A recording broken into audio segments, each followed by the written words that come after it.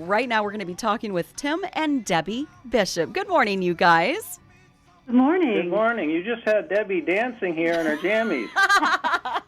Well, that's a good thing. That's my goal for this morning, was to get you guys dancing, which it sounds like you guys have had quite the dance in your life as you got married in midlife is what they're calling it, and you have quite a story of your honeymoon and things to follow. But I wanted everyone to meet you, so Tim and Debbie, if you guys would just share a little bit about yourselves prior to you guys finding each other at the tender age of 52. Tell me about yourselves, Tim and Debbie. Well, I moved out from Colorado to the East Coast, and I felt like I was going to meet my husband out on the East Coast. And I waited about 14 years, and I met Tim online. We had gone on a bike ride back in 2003, and we just developed a great friendship. I just retired from my teaching job. I had taught home economics for about 15 years, and then I switched careers and became a literacy specialist in an elementary school. So I just retired from that in June. Okay. And what about you, Tim? What did you do prior to marriage? Well, meanwhile, I was up in Maine, living most of my life up there, born and raised, and went to the state university and was in a long-term job in corporate finance and out kind of surfing the web periodically, looking for the love of my life. And you seemed to find her online. Was that a new thing for you guys to try out online dating, or was it friends that suggested you do it? How did that happen? That's a good question. I think friends suggested. I was in grad school, and I remember thinking, I moved out here, and all I've been doing is working and going to grad school. I want to have some fun, and I want to find someone who likes to bike. And so I did go online with that, a little list of requirements. Yeah, exactly. What about you, Tim? I think my vantage point, it was probably more that this is something I haven't tried. I was very leery about doing it Sure. because of stories that you hear, and I would say, listener, beware on this. I think you have to use it wisely. Right, exactly. Well, my own sweet husband waited till he was 36 years old to marry me. And so, he lived a life of a bachelor for a while, and he says it's the best thing he ever did. So I'm going to take his word at it and just leave it right there. Great endorsement right there. Yeah, exactly. So you guys met each other at 52 years old. You've always been single. And so it just sounds like you guys were ripe to get married, and God just brought you together at a very cool time of your life, right? Definitely. Yeah, I would say God's timing was in this. We were both praying for quite a long time for a special companion, and we really didn't want to hurry things and get out of step and make a mistake. We didn't want to settle for second best. Sure. So you met online. What was was it that you were both bicyclists, that you liked to bike? What was the main thing that was drawing you two together? Part of it would be geography. Debbie lived in Massachusetts and I was in Maine, so being from Maine, there weren't a lot of matches that I had from Maine, and I was already 3 hours into the state. So location was part of it, but more so than that, the activity level and the common faith were very strong draws for us. Okay. Yeah. Go ahead, Deb. That's what I was going to say. I just think, when I've had that list, I said Christian, man, bicyclist. I did want someone who skied, but Tim doesn't do that, so I had to, let that one go. Oh, man, you compromised. Wow. I know. It was hard, really, Laura. That's a riot.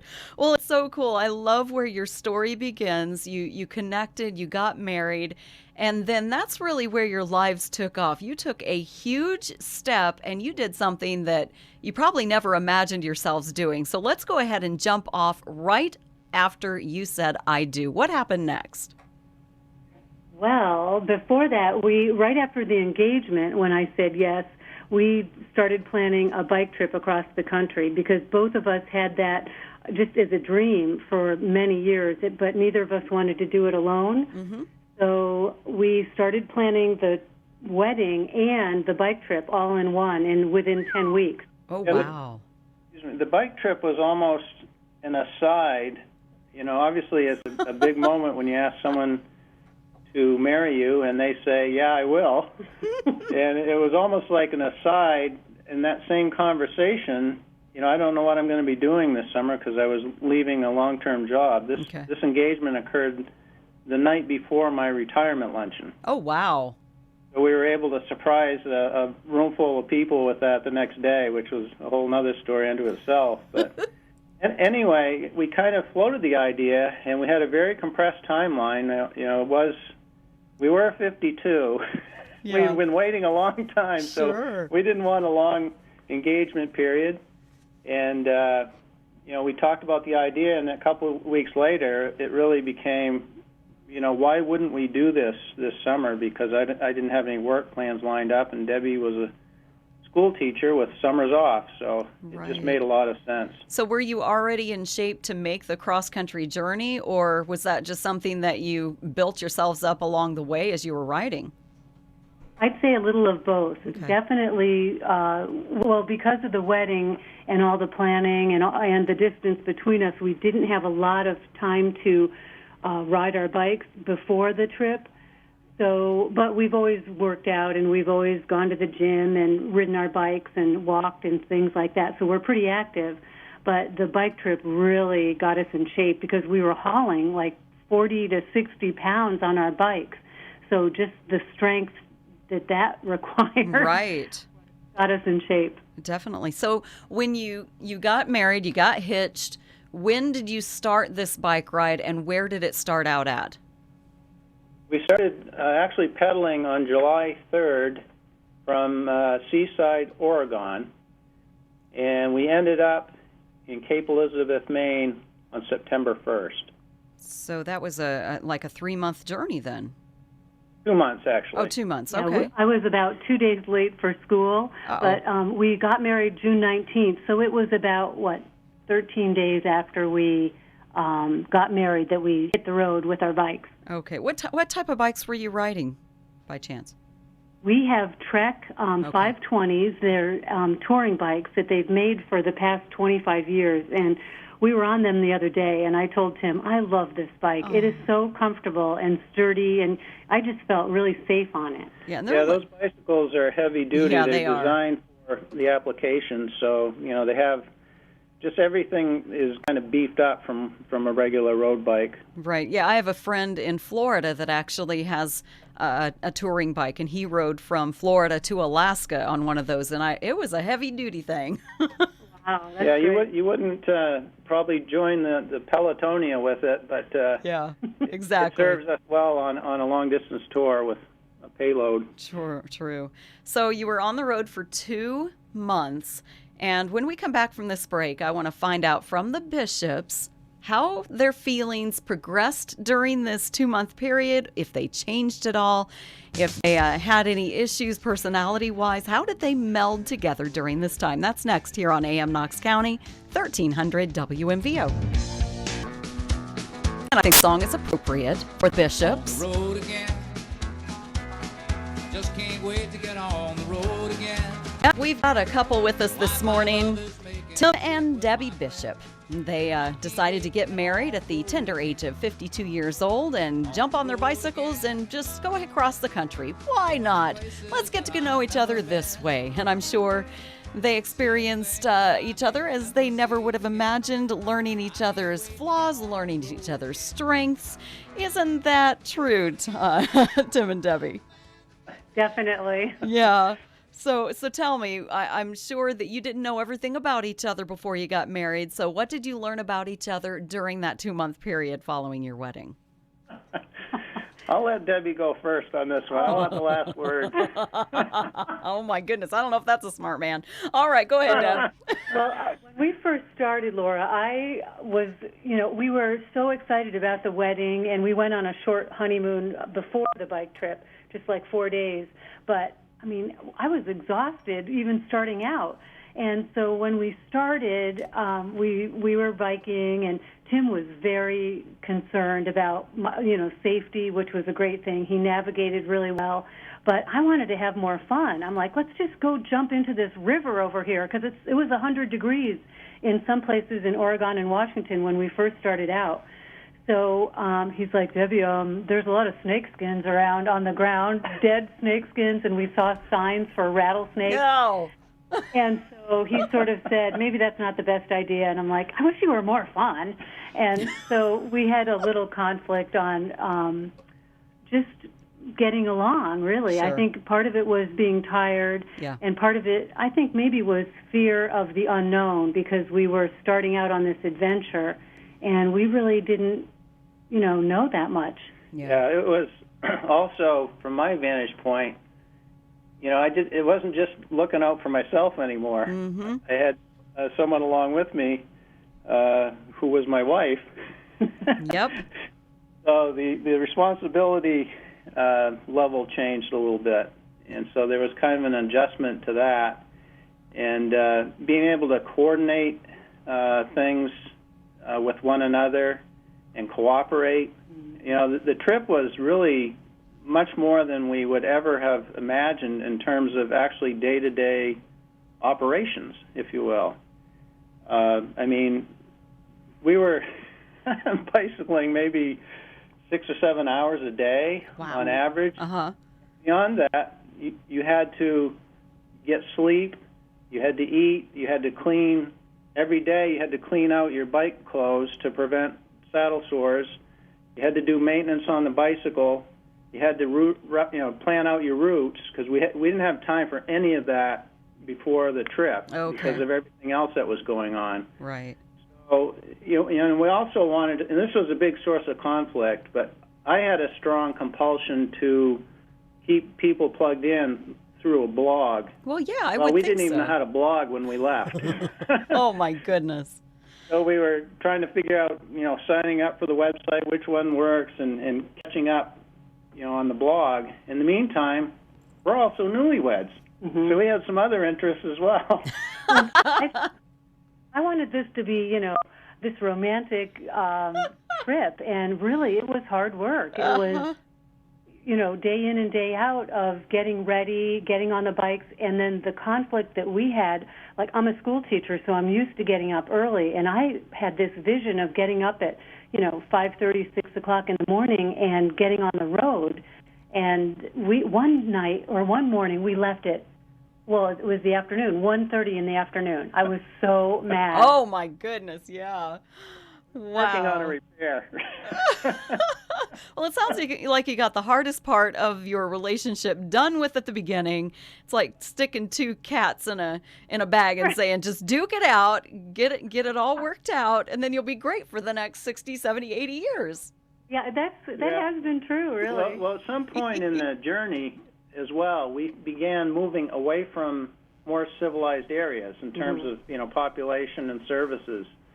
So it was the two of us out there, and when there's two of you out there and you're in unknown territory and you're trying to figure out what you're doing, I think just human nature is you figure out you need to cooperate and work together, and those were really good things. Yeah, it's like you learn to dance together. Was every night we would pray together and read the Bible together, and that just bonded us on a nightly basis. So no matter how rough the day was, we always came together at night and, slept well and woke up the next day and always had a fresh start in the morning.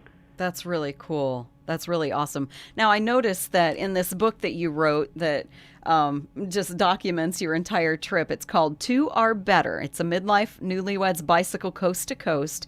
It tells of your story that during this entire trip, you guys were promoting the Hope Line. So what is that, and what's your connection to this?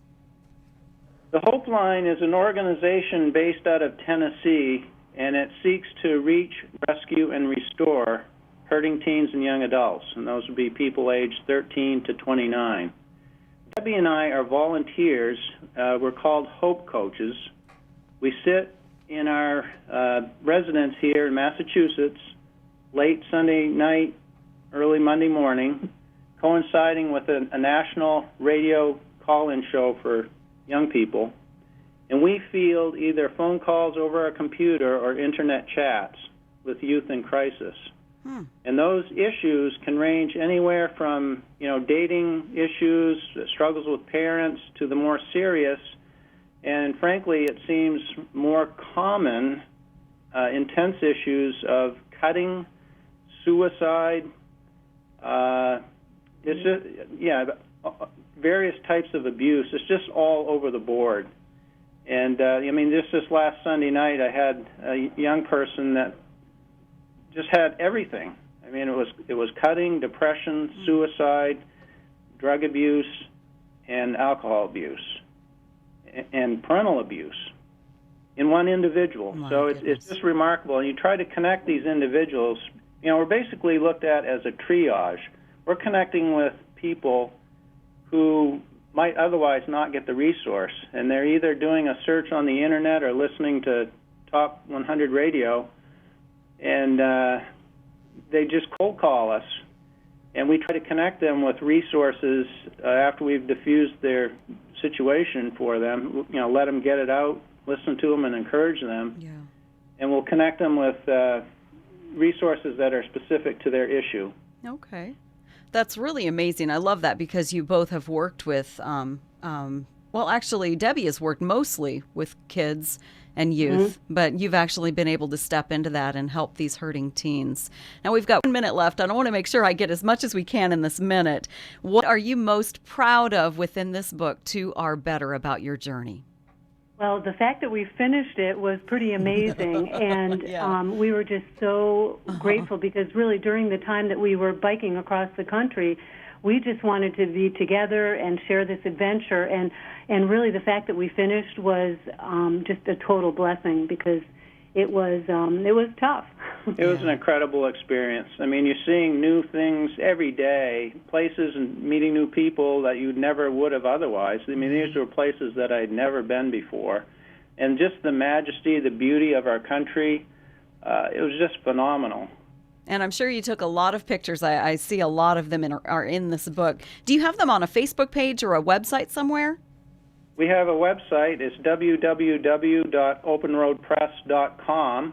People can actually buy the book there or get more information about it. And we also have a Facebook page at facebook.com/openroadpress. That's awesome. Do you guys have anything future in mind concerning any tours together or with others? Oh, I hope so. Last summer we did our mom-to-mom tour. We rode our bikes from Naples, Florida to Holton, Maine, where my mom lived in Naples and Tim's mom lived in Holton. So we did that. It was over 2,600 miles. So hopefully we'll come through Ohio sometime again, maybe next year, maybe next summer. Yeah, we did enjoy our ride through Ohio, the western part of the state. I told Debbie, I could really live here. Yeah, I understand that. Me too. Very cool. Well, their names are Tim and Debbie Bishop. And if you're looking for adventure, if you're wanting to simplify your life and break free, they encourage you to go for it. And we'll post their book and their information about openroadpress.com on our Facebook page for 1300 WMVO.